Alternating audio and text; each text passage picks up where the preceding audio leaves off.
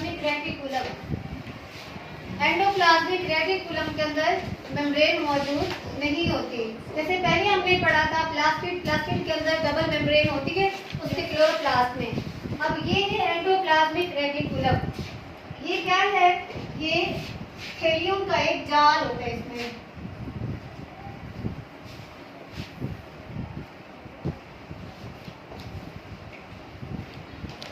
इस तरह से ये क्या है? ये चैनल्स बने हुए हैं और ये चैनल्स आपस में जुड़े हुए हैं नेटवर्क की तरह। नेटवर्क का मतलब ये है कि बहुत सारी चीजें आपस में जुड़े हुए तो उन्हें हम क्या बुलाते हैं? नेटवर्क कहते हैं। एंडोप्लाज्मिक रेटिकुलम में थैलियम का जाल आपस में जुड़ा हुआ होता है। और ये कहाँ मौजूद है बच्चे? ये देखिए, ये एक सेल है और ये है इसके अंदर न्यूक्लियस और ये इसकी सेल मेम्ब्रेन है। एंडोप्लाज्मिक रेटिकुलम सेल से लेकर सेल मेम्ब्रेन तक फैला हुआ होता है। ठीक है? यस। इसकी कितनी इकसाम है? इसकी बच्चे 2 इकसाम है। एक है स्मूथ एंडोप्लाज्मिक रेटिकुलम और दूसरी है रफ एंडोप्लाज्मिक रेटिकुलम। अब स्मूथ का मतलब क्या है? ये इसका एब्रीविएशन है SPR, स्मूथ एंडोप्लाज्मिक रेटिकुलम। अब लफ्ज स्मूथ सुन के आपके ज़हन में कुछ आते? स्मूथ, अगर कोई चीज स्मूथ है तो वो कैसी होगी? एक रफ है और दूसरी है स्मूथ। स्मूथ का क्या मतलब है? हाँ,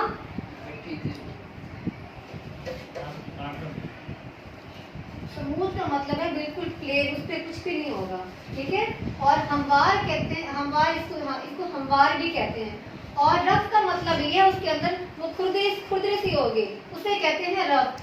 अब स्मूथ एंडोप्लाज्मिक रेटिकुलम, इसमें क्या होते हैं? राइबोसोम्स मौजूद नहीं होते।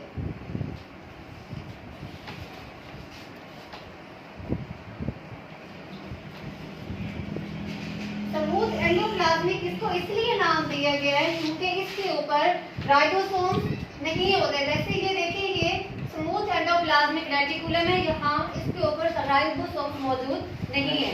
और इसका काम क्या है? ये क्या करती है बच्चे? ये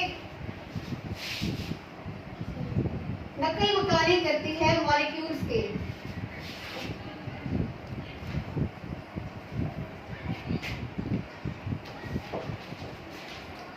एक सेल के अंदर कोई मॉलिक्यूल यहाँ पे है तो इसको, अगर इस मॉलिक्यूल को यहाँ से यहाँ तक जाना है तो स्मूथ एंडोप्लाज्मिक रेटिकुलम यहाँ से यहाँ तक पहुँचाएगी। इसका एक काम ये है। दूसरा इसका काम ये है कि ये क्या करती है? इसके अंदर जो भी जहरीले मादे होते हैं,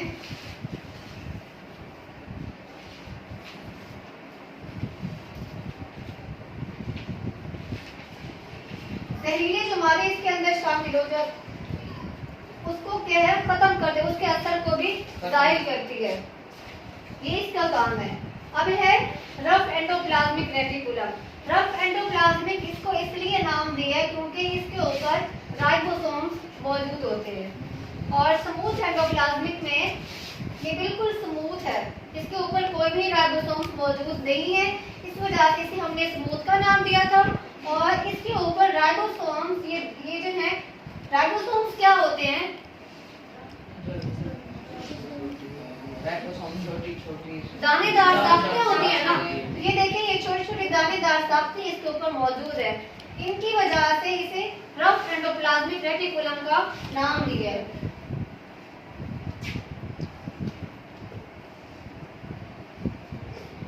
ठीक है बच्चों, अब देखिए इसके ऊपर क्या मौजूद है? राइबोसोम्स। अब राइबोसोम्स मौजूद हैं तो इसका क्या काम होगा? राइबोसोम्स का क्या काम था? प्रोटीन की तैयारी करते हैं। तो इसका काम क्या होगा? प्रोटीन की तैयारी और राइबोसोम की बड़ी मिकदार। राइबोसोम्स का काम प्रोटीन की तैयारी करना था ना। तो इसी वजह से अब ये जो है इसके ऊपर भी राइबोसोम्स मौजूद हैं। अब राइबोसोम्स की मौजूदगी की वजह से इसका काम भी प्रोटीन की तैयारी करना होगा। ठीक है बच्चों? रिवाइज कर दूं? Endoplasmic reticulum. एंडोप्लाज्मिक रेटिकुलम क्या है? ये सेलों के चैनल्स मौजूद होते हैं। ये जो है ये चैनल्स हैं, ये आपस में जुड़े हुए हैं। सेलियों का एक जाल मौजूद होता है इसके अंदर। और ये कहाँ से कहाँ तक है बच्चे? ये एक सेल के अंदर न्यूक्लियस से लेकर सेल मेम्ब्रेन तक फैली हुई होती है। ये न्यूक्लियस है और ये है सेल मेम्ब्रेन। न्यूक्लियस से लेकर सेल मेम्ब्रेन तक जो फैली हुई है वो क्या कहती है? Endoplasmic reticulum. अब इसकी जो है इकसाम, इसकी राइबोसोम्स की मौजूदगी की बुनियाद पर इसकी दो इकसाम है। अब जिसके ऊपर राइबोसोम्स मौजूद होंगे वो रफ एंडोप्लाज्मिक रेटिकुलम कहलाती है। जिसके ऊपर राइबोसोम्स मौजूद नहीं होंगे वो स्मूथ एंडोप्लाज्मिक रेटिकुलम कहलाएगी। अब स्मूथ एंडोप्लाज्मिक रेटिकुलम को अगर हम एब्रिविएशन करें तो SER, स्मूथ एंडोप्लाज्मिक रेटिकुलम। अब इसके ऊपर राइबोसोम्स मौजूद नहीं होते और इसका दूसरा काम क्या है? ये मॉलिक्यूल्स की नकल मकानी करते हैं। एक सेल के अंदर एक जगह से लेके दूसरी जगह तक जो पहुंचाना है वो इसका काम है। और इसके अलावा जो मादे होते हैं, जहरीले मादे, उनको भी डिटॉक्सिफाई करती है। असर उसका जो असर होता है वो उसको खत्म कर देती है।